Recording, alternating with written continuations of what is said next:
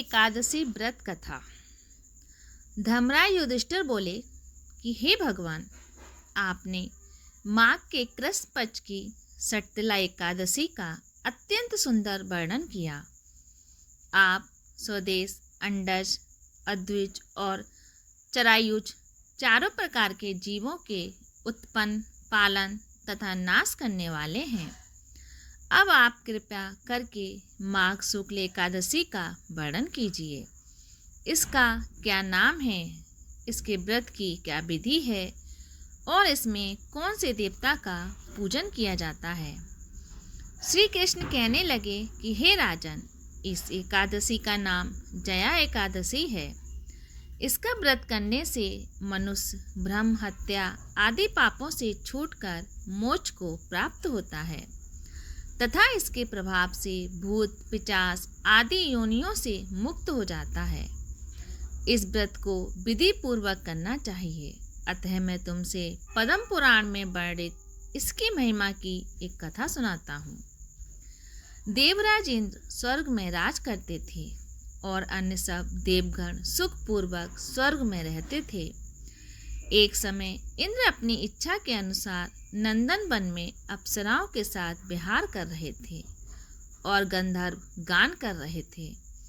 उन गंधर्वों में प्रसिद्ध पुष्पदंत तथा उसकी कन्या पुष्पवती और चित्रसेन तथा उसकी स्त्री मालिनी भी उपस्थित थे। साथ ही मालिनी का पुत्र पुष्पवान और उसका पुत्र माल्यवान भी उपस्थित थे। पुष्पवती गंधर्व कन्या माल्यवान को देखकर उस पर मोहित हो गई और माल्यवान पर काम बाण चलाने लगी। उसने अपने रूप, लावण्य और हाव भाव से माल्यवान को बस में कर लिया।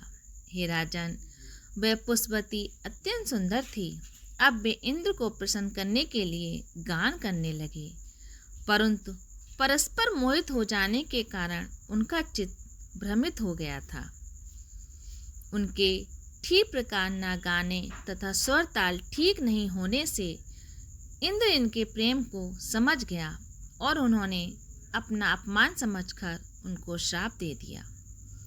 इंद्र ने कहा कि हे मूर्खों, तुमने मेरी आज्ञा का उल्लंघन किया है, इसलिए तुम्हारा धिक्कार है।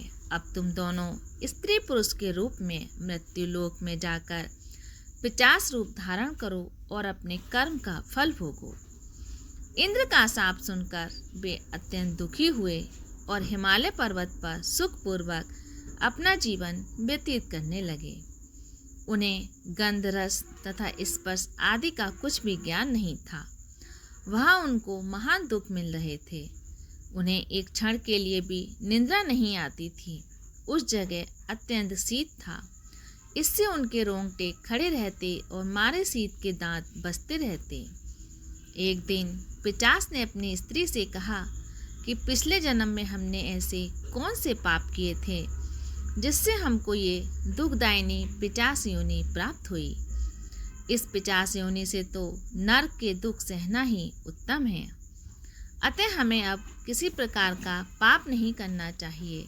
इस प्रकार विचार करते हुए वे अपने दिन व्यतीत कर रहे थे। देवयोग से तभी माघ मास में शुक्ल पक्ष की जया एकादशी आई। उस दिन उन्होंने कुछ भी भोजन ग्रहण नहीं किया और न ही कोई पाप कर्म ही किया। केवल फल फूल खाकर ही दिन व्यतीत किया और शाम काल के समय महान दुख से पीपल के वृक्ष के नीचे बैठ गए। उस समय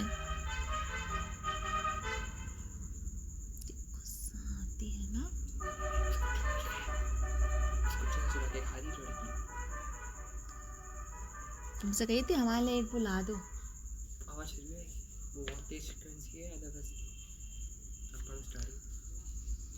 देवयोग से तभी माघ मास में शुक्ल पक्ष की जया एकादशी आई। उस दिन उन्होंने कुछ भी भोजन नहीं किया और न ही कोई पाप कर्म किया।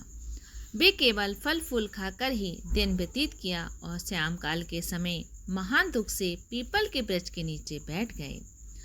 उस समय सूर्य भगवान अस्त हो रहे थे। उस रात को अत्यंत ठंड थी।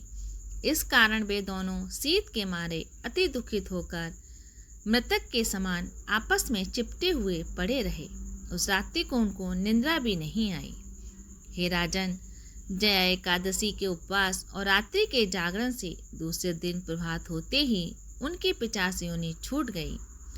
अत्यंत सुंदर गंधर्व और अप्सरा की देह धारण कर सुंदर वस्त्र आभूषण से अलंकृत होकर उन्होंने स्वर्गलोक को प्रस्थान किया। उस समय आकाश में देवता उनकी स्तुति करते हुए पुष्प वर्षा करने लगे। स्वर्गलोक में जाकर इन दोनों ने देवराज इंद्र को प्रणाम किया। इंद्र इनके पहले रूप में अत्यंत देखकर आश्चर्यचकित हुए और पूछने लगे,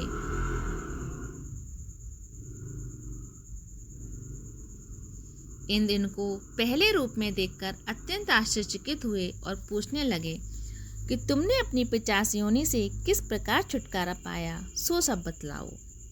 माल्यवान बोले कि हे देवेंद्र, भगवान विष्णु की कृपा और जया एकादशी के व्रत के प्रभाव से ही हमारी 50 देह छूटी है। तब इंद्र बोले कि हे माल्यवान, भगवान की कृपा और एकादशी का व्रत करने से न केवल तुम्हारी 50 योनि छूट गई, वरन हम लोगों के भी बंदनीय हो गए, क्योंकि विष्णु और शिव के भक्त हम लोगों के बंदनीय हैं। अतः आप धन्य हैं।